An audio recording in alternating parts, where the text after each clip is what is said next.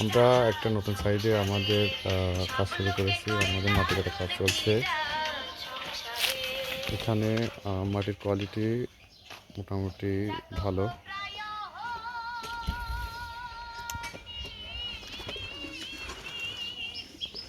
আমাদের এখানে যা মাটি পাওয়া গেছে খুব সুন্দর মাটি। এই জন্য আমরা এর নিচে যাবো না, যাওয়া লাগবে না। আমাদের বিম থেকে 5 ফিট নিচে আমরা চলে গেছি। মাটি কাটার নিয়ম হচ্ছে বিম থেকে সর্বনিম্ন 5 ফিট। আমরা যেখানে বিম দেবো ওখান থেকে 5 ফিট চলে গেছি। আর তারপরেও হচ্ছে মাটি যদি ডিস্টার্ব হয় অনেক সময় 7-8 ফিটও যেতে হতে পারে।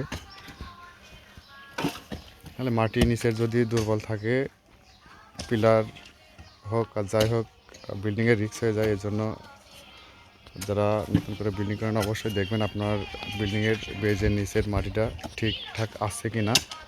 যদি ঠিক না থাকে তাহলে আরও কাটতে হবে। যতক্ষণ শক্ত মাটি না বাঁধে ততক্ষণই মাটি কাটা লাগবে আর কি।